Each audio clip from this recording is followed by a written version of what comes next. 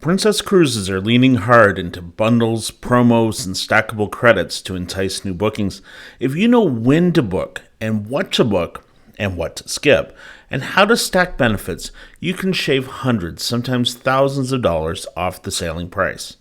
Here's your playbook for the rest of 2025 into 2026 and beyond. My name's Andrew, and welcome back once again to Tidal Horizons. We're your go-to source on YouTube for straight-up cruise advice, news, and information, and a bit of an expert when it comes to Princess Cruises. So let's get started. Let's start with what we can do before you even book your cruise to save the maximum amount possible. When you book your cruise is the most important factor of all.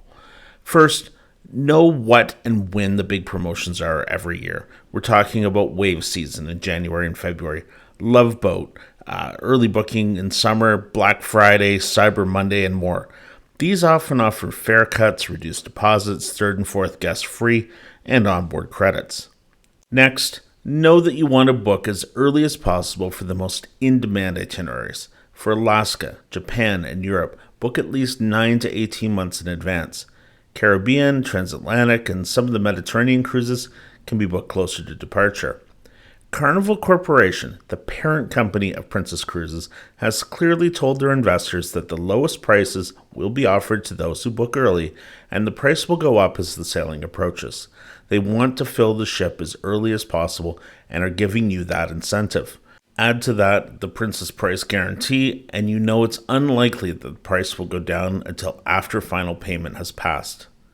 The biggest pre-cruise tip I can give you is to find a reputable and reliable travel agent who actually cruises with Princess and ask them 3 important questions. When are your best cruise sails during the year? Are they willing to work with you to refer your booking if a better sail comes along? And does their agency take out group space on desirable sailings so that they get better pricing or amenities than booking direct? This often means that the agency might have staterooms available when the cruise appears to be sold out on the cruise line's website. Princess doesn't compete with travel agents on price, but you should be wary about using large call center-based agencies where the people behind the phones are closer to telemarketers than travel consultants. Talk to a cruise specialist and make sure they're active cruisers and they know what they're talking about. Over the past couple of years, Princess has joined other cruise lines in the practice of giving you the option to have a non-refundable deposit in exchange for a slightly lower cruise fare. Taking the non-refundable deposit could be especially smart if you're absolutely certain that you're going on the cruise or if final payment date is close. It's also a great idea if you're planning on taking insurance that will cover everything if you have to cancel. Fare differences of a couple $100s are possible, but make sure you really understand what you might be losing if you have to cancel. We've covered the Princess Plus and Princess Premier packages extensively on this channel before, and needless to say, they fit our needs extremely well. Check the link in the top right for more information. These include your drinks, stateroom gratuities, and Wi-Fi in the Princess Plus package, and even more in Premier, including unlimited specialty dining. I've found that Princess's a la carte prices for drinks has increased significantly over the past few years, so where you might have paid $8 for a glass of wine before, it'll be $11, $12, or more now. So if you haven't sailed in a while, factor this into your math. You'll want to add Princess Plus or Premier to your booking before you sail. It costs $5 more per day per person to add it on board. Additionally, Princess may increase the price of Plus or Premier at any time, like in July 2025, but if you have it added to your booking already, even years in advance, you stay on the old price, saving you more money. When you book your trip, you might be offered a guarantee cabin. This is often an appealing choice for passengers to shave some money off their fare. This simply means that the cruise line will assign you a cabin a few days or weeks before the sailing in the guarantee cabins category or higher. If you don't care where the cabin is, it's a great choice and a way to save money. Okay, now let's talk about stackable credits and discounts that you may not know are available to you. These credits may not apply to everyone, but even a $25 onboard credit is better than nothing. First, Princess offers a military onboard credit for members of the U.S. or Canadian military, active, retired, or disabled. The amount of the onboard credit varies by the length of the cruise.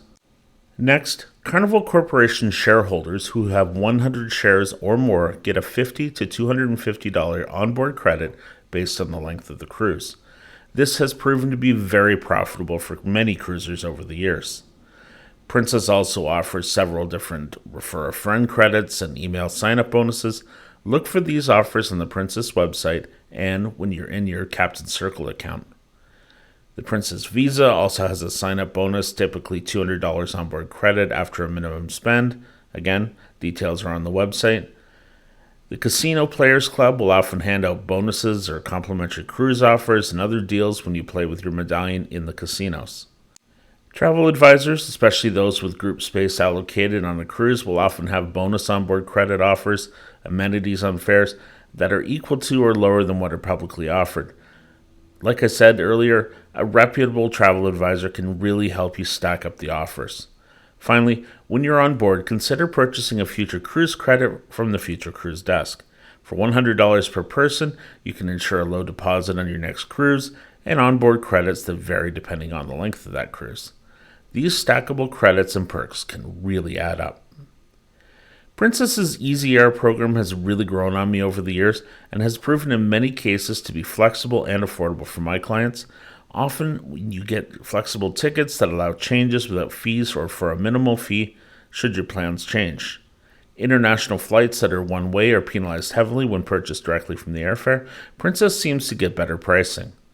You have complete flexibility on departure dates, flights, and timing. They work with most major carriers, but not the discount no frills airlines, and use an intuitive booking system that anyone can understand.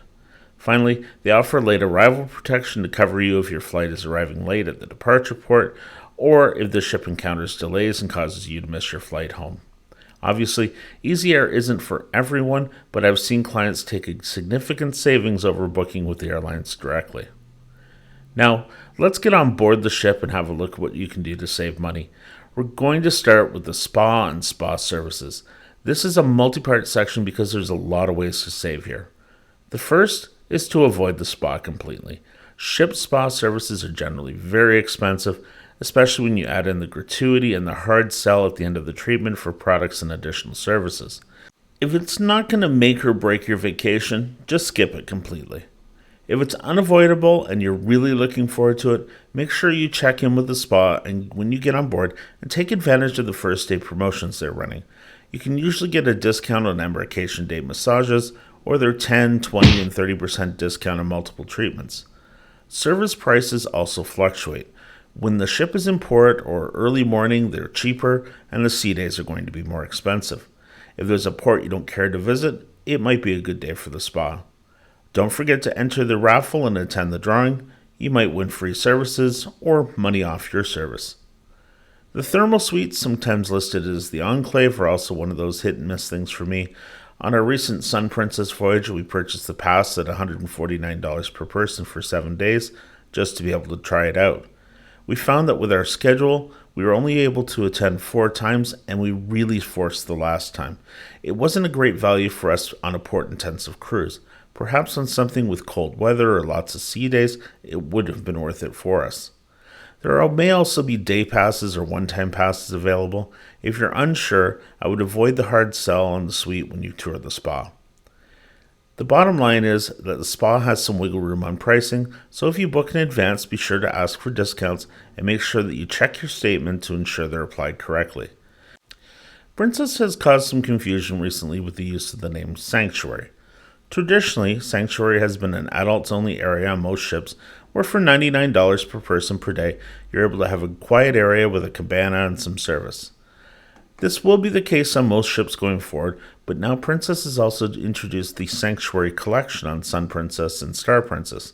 This is their ship-within-a-ship concept that we cover in more detail in separate videos.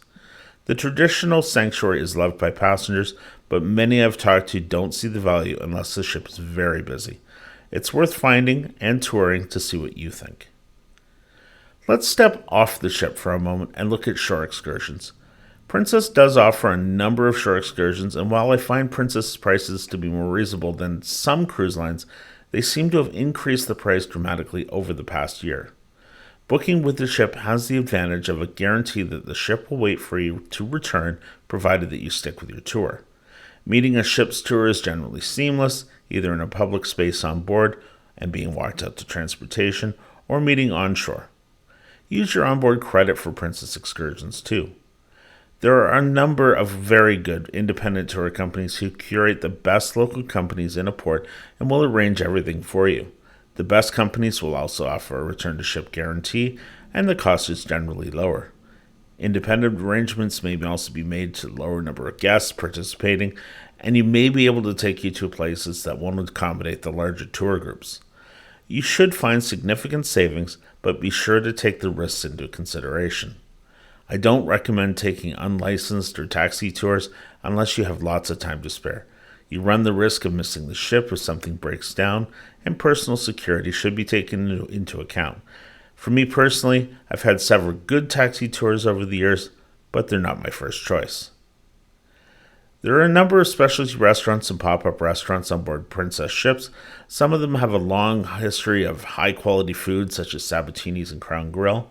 On the Sun and the Star Princess, the cruise line has invested heavily in specialty dining to encourage you to spend more and not eat the included food. If you aren't a foodie and consider saving your money, because $55 per person plus an 18% gratuity, this adds up quickly. The same goes for the casual restaurants like Alfredo's Pizzeria, where you'll be paying an extra $15 to eat similar pizza to what's served elsewhere on the ship. Take advantage of the non-buffet options like the dining rooms and around the pool decks when you can. Don't forget that Princess Plus includes 2 casual dining meals per person, and Princess Premium is unlimited specialty dining meals, so make sure you use these and get your money's worth. This is one where I always contradict myself because I love going to wine tastings and attending the special dinners like the chef's table. Again, if you aren't a foodie or a wine lover, these events may not hold a whole lot of value for you, and you may be asked by your waiter if you want to attend. Check out our review of Spellbound on board Sun Princess and see what you think of this specialty dining event. These dining events usually charge between $100 and $150 per person, so choose wisely. If you're a wine lover, I would highly recommend skipping the Grapevine wine tasting and ask one of your friendly sommeliers about other events on your ship, such as the Winemaker's Dinner or international wine tasting. You may find region-specific events that are more your style. You can always ask to see the tasting list in advance and ensure that they're bringing something new to you or covering a region or a style of wine that you love. In general, avoiding the extras is the best strategy to save money. Not only skipping specialty dining and events, spas, and even the casino, but things like the photography packages, the art auctions, and onboard shopping. Yes, there is duty-free on board, but that doesn't mean you're getting the best deal.